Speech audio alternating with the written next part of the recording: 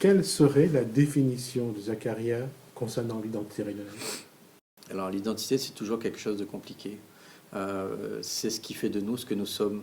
Donc forcément, chacun a sa propre identité, mais on peut avoir une culture commune. Et notamment à travers, quand quelqu'un grandit, et grandit avec une éducation, si je peux parler de mon cas personnel, j'ai fréquenté l'école de la République, j'ai fréquenté aussi l'école coranique, donc j'ai eu une double culture, si vous voulez, donc une identité qui est propre, avec notamment des langues, le gujarati, le malgache, le français, le créole. Donc toutes ces langues se sont télescopées, toutes ces cultures se sont télescopées, et c'est ça qui fait la créolisation. Hein, c'est-à-dire que les gens quittaient leur pays un petit peu partout, de tous les horizons. Il y a eu des apports venant d'Afrique, il y a eu des apports venant d'Europe, des apports venant de l'Inde, de Chine, donc d'Asie. Et tout ça se sont télescopés ici sur notre terre qui est la Réunion. Et aujourd'hui, parler d'identité, c'est vraiment pouvoir, d'une part, revenir vers ces pays sources, mais aussi s'ouvrir au monde grâce à ce que nous avons créé et ce que nous avons lâché également. Parce que les parents parlaient d'autres langues. Quand ils sont arrivés, nos grands-parents parlaient d'autres langues.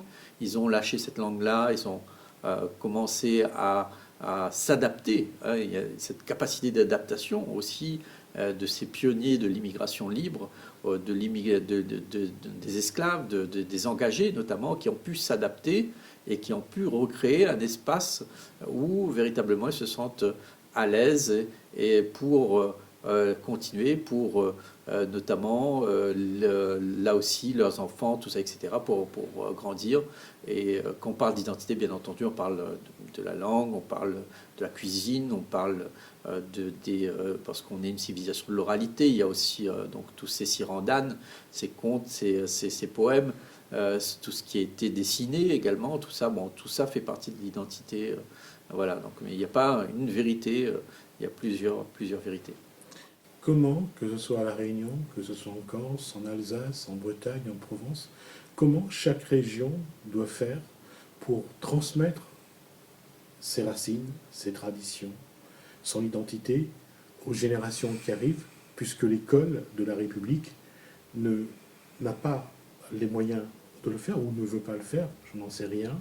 Comment doit-on, nous, les individus que nous sommes, d'abord acquérir nos traditions, acquérir notre passé, et après nous préparer à les transmettre aux générations qui suivent? L'école de la République a les moyens de pouvoir le faire.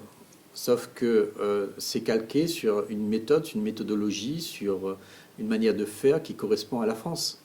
Nous, on est à 10 000 kilomètres, on a une histoire qui est différente, on a un passé qui est différent, on a des cultures venant d'un petit peu partout. Et donc tout ça fait que ici, à l'école, on enseigne une certaine manière. Donc il faut remercier l'école, hein, parce que bon, c'est quand même un fabuleux ascenseur social pour un certain nombre de personnes. On y apprend quand même à lire, à compter, tout ça, etc. Donc les bases sont quand même présentes, sauf qu'on a un petit peu l'impression que les enfants perdent un peu de leur étincelle créative, notamment face à cette manière, cet environnement où effectivement ils ne sont pas, comment dire, sécurisés.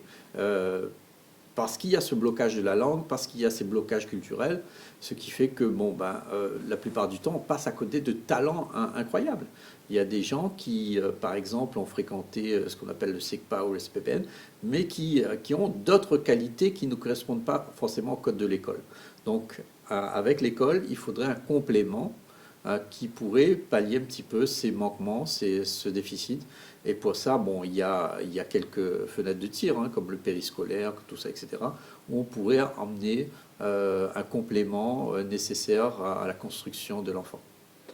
Les associations, les différentes structures, que ce soit chez les artistes, que ce soit chez dans d'autres domaines, essayent d'apporter aussi des éléments de ce passé, de nos traditions. Comment faire en sorte pour qu'il puisse y avoir, je veux dire, une harmonisation de toutes ces choses du passé que les gens essayent de garder pour qu'on puisse avoir un socle commun et puis pour pouvoir travailler sur l'avenir? Oui, soulever là une question importante, c'est la question de la cohésion. Et aujourd'hui, notre grand défaut, c'est un défaut d'organisation, de stratégie et de cohésion, notamment parce que chacun travaille un petit peu dans son petit coin. Donc l'idée, c'est de pouvoir, et justement, le salon de la culture d'identité, faire en sorte que ces rencontres se fassent, notamment avec les gens qui travaillent sur le même thème. Et bon, si certains travaillent sur la musique, d'autres travaillent sur les contes, d'autres travaillent sur le meringue, par exemple. Mais tout ça permet de construire ce socle, justement, mais il faudrait pouvoir justement rassembler tout ça et avoir une véritable stratégie pour développer ça dès le plus jeune âge. C'est pourquoi, justement, bon, tout ça participe finalement, là encore, au fait de pouvoir justement créer cet environnement où les personnes vont pouvoir, cet écosystème permettant aux gens d'avoir des repères, d'avoir des jalons et de pouvoir se dire qu'effectivement là, on est en capacité d'être fier de ce qu'on est. C'est un moment, ce qui manque, c'est véritablement de la confiance. C'est ça la clé. C'est qu'aujourd'hui, mis à part, donc on parle beaucoup de la graphie, on parle beaucoup d'autres sujets qui sont des sujets, je ne dirais pas secondaires, mais pas prioritaires, puisqu'il y a aujourd'hui un déficit de la confiance chez les jeunes qui font qu'ils ne se sentent pas légitimes, notamment pour toutes sortes de travaux à responsabilité, par exemple, et qui fait que là aussi, nous prenons de plus en plus de retard.